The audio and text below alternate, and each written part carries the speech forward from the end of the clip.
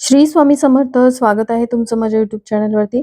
आजचा दिवस तुम्हाला खूप छान सुखाचा समाधानाचा जाऊ देत, हीच मी स्वामींच्या चरणी प्रार्थना करते आणि आजच्या या नवीन व्हिडिओला सुरुवात करते. प्रत्येक महिन्याच्या कृष्ण पक्षात संकष्टी तिथी येते. महिन्यानुसार श्री गणेशांची रूपे देखील वेगवेगळी असतात.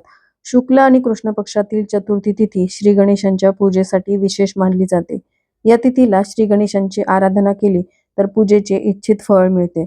शुक्ल पक्षातील तिथी ही विनायक चतुर्थी असते, तर कृष्ण पक्षातील तिथी ही संकष्टी चतुर्थी असते.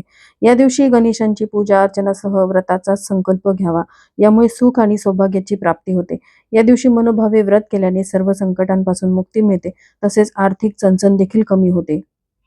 आणि ऑक्टोबर महिन्यात म्हणजेच अश्विन महिन्याची ही चतुर्थी वक्रतुंड संकष्टी चतुर्थी म्हणून ओळखली जाते. या चतुर्थीचे व्रत मुलांच्या दीर्घायुष्यासाठी आणि उत्तम आरोग्यासाठी ठेवले जाते. शिवाय मुलांसाठी गणपतींसमोर काही विशेष सेवा व उपायही केले जातात. तर असाच एक उपाय मी आजच्या व्हिडिओमध्ये शेअर करणार आहे. या उपायामध्ये रविवारी आलेल्या अश्विन संकष्टी चतुर्थी किंवा वक्रतुंड संकष्टी चतुर्थीच्या दिवशी तुम्हाला गणपती बाप्पांसमोर मुलांसाठी 11 लवंगांचा हा प्रभावी उपाय करायचा आहे. हा उपाय केल्याने मुलांच्या मार्गात येणाऱ्या सर्व अडचणी दूर होतील आणि मुलांची प्रत्येक क्षेत्रामध्ये खूप प्रगती होईल. हा उपाय कुठे करायचा आहे, कसा करायचा आहे, लवंगांचं तुम्हाला काय करायचंय, ही संपूर्ण माहिती जाणून घ्यायची असेल तर व्हिडिओ स्किप न करता शेवटपर्यंत बघा. चॅनलवरती पहिल्यांदा आला असाल तर नक्कीच सबस्क्राईब करा आणि असेच नवनवीन माहितीपूर्ण व्हिडिओ बघण्यासाठी बेल आयकॉनलाही क्लिक करा. त्यामुळे जेव्हाही मी नवीन व्हिडिओ अपलोड करेल तेव्हा त्याचं नोटिफिकेशन सर्वात आधी तुम्हाला मिळेल आणि तुम्ही एक पण व्हिडिओ मिस करणार नाही. श्री गणेश हे विघ्नहर्ता आहेत आणि ते विद्येचे दैवता देखील आहेत. आपल्या भक्तांवर येणारी सर्व संकट, विघ्न ते दूर करतात आणि भक्तांचं कल्याण करतात. विद्येची देवता असल्याने मुलांविषयक काही समस्या असतील तर त्या देखील काही उपायांमुळे नाहीशा होतात. संकष्टी चतुर्थीच्या दिवशी श्री गणेश तत्व हे जागृत असतं आणि या दिवशी केलेल्या उपायांचा आपल्याला कितीतरी पटीने लाभ होतो. तर पहा, मुलांच्या अभ्यासाविषयक काही समस्या असतील, जसं की मुलं खूप कष्ट करत असतात, मेहनत करत असतात, म्हणावं तसा अभ्यासही करत असतात. पण बऱ्याचशा मुलांच्या बाबतीत सांगायचं झालं तर केलेला अभ्यास त्यांच्या लक्षात राहत नाही.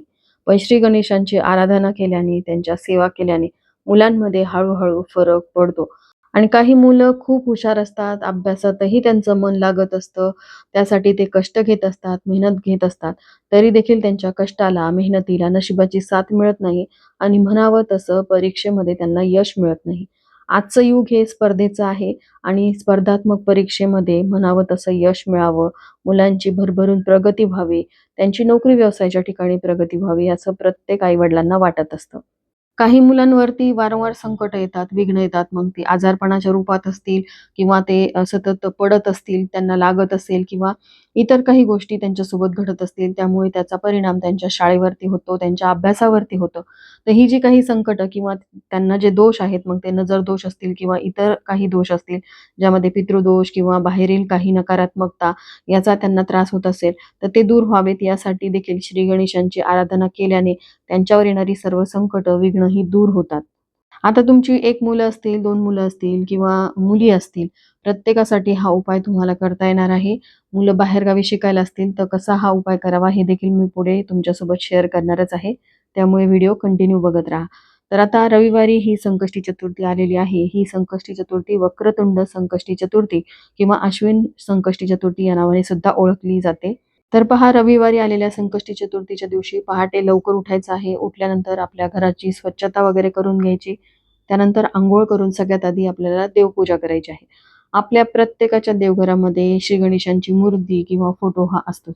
फोटो असेल तर फोटोला स्वच्छ पुसून घ्यायचं. मूर्ती असेल तर अभिषेक करायचा आहे. हा अभिषेक तुम्ही पाण्याने, पंचामृताने करू शकता. ओम गणगणपते नमः या मंत्राचा जप करत हा अभिषेक करू शकता. 11 वेळा पाण्याने, 11 वेळा पंचामृताने, परत 11 वेळा पाण्याने असा करू शकता किंवा तुम्ही गळतीचा वापर करून अथर्व शीर्षाचं पठण करत हा अभिषेक करू शकता.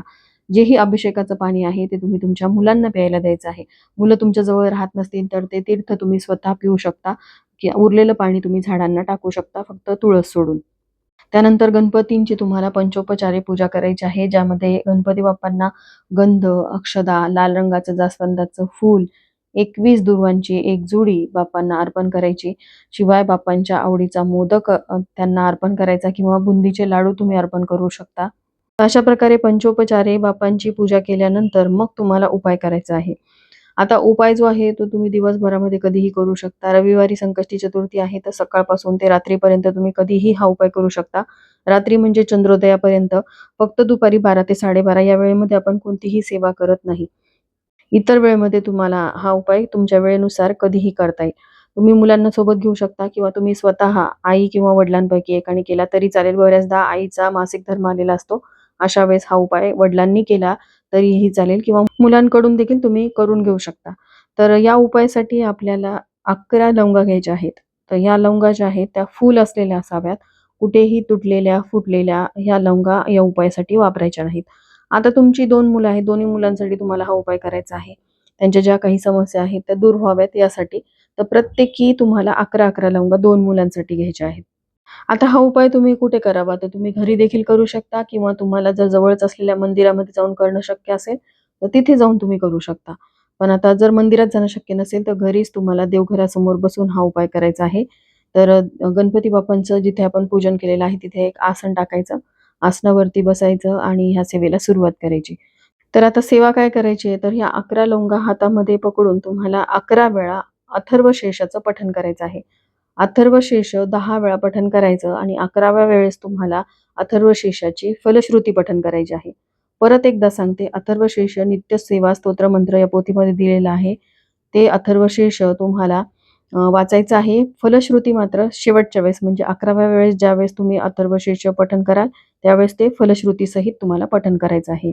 आता तुमची एकापेक्षा अधिक मुलं असतील, तर दोन्ही मुलांसाठी वेगवेगळ्या लवंगा घेतलेल्या आहेत.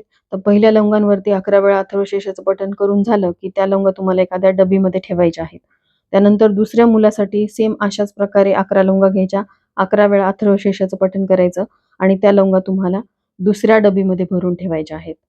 तर आता या लवंगांचं काय करायचं? तर यातील एक लवंग तुम्हाला संकष्टी चतुर्थीच्या दिवशी मुलाला खायला घालायची आहे.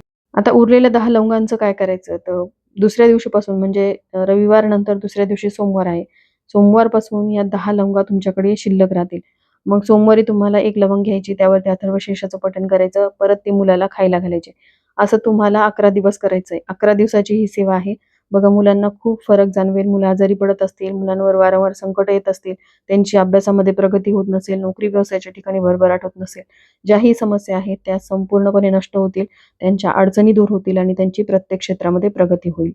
बाहेरगावी असलेल्या मुलांसाठी तुम्ही या लवंगा तशाच जपून ठेवायच्या. जेव्हा केव्हा तुम्ही त्यांना भेटायला जाल, तेव्हा या लवंगा तुम्ही त्यांना देऊ शकता.